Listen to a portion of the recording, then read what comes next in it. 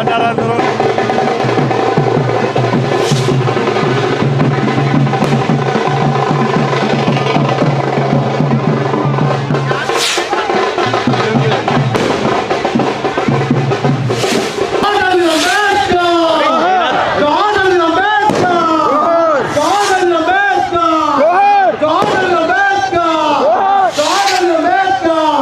ఈ రోజున మహనీయుడు పండగ దేశం అంతా జరుపుకుంటారు.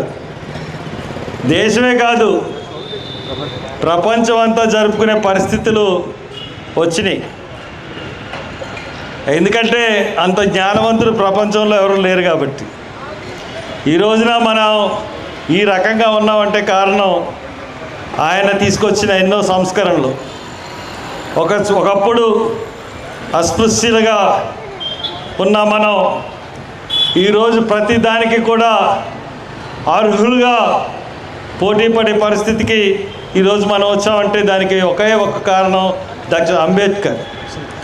మనకి ఈ అంబేద్కర్ మీద ఎన్నో కుట్రలు జరుపుతూ ఉంది ప్రభుత్వం, అధికారంలో ఉన్న ప్రభుత్వం. అంబేద్కర్ రాసిన రాజ్యాంగాన్ని మెల్లిగా తీసేయాలి, వాళ్ళ కొత్త రాజ్యాంగాన్ని తీసుకురావాలి.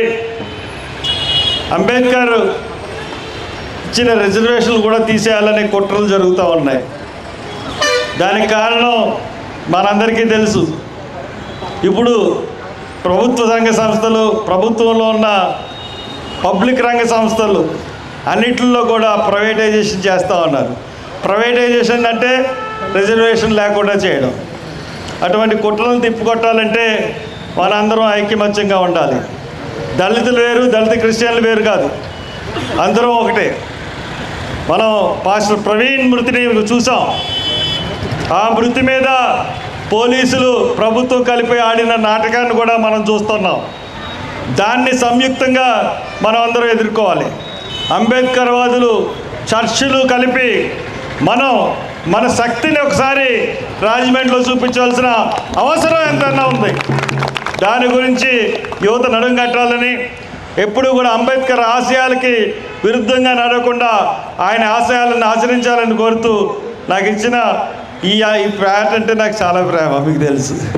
కాబట్టి ఈ పేట గురించి ముందు నడిపించాలని కోరుతూ, మీ బాబీకి, ప్రశాంత్కి, చంద్రబాబుకి, జాన్సన్కి, పండుకి, ఇంకా ఆనంద్కి, పెద్దకి, చిన్నకి, ఇంకా ఫణి, ఇంకా అక్కడ మహిళా మండలి వచ్చారు, అందరికీ పేరు పేరున కృతజ్ఞతలు తెలుపుకుంటూ సెలవు తీసుకుంటాను.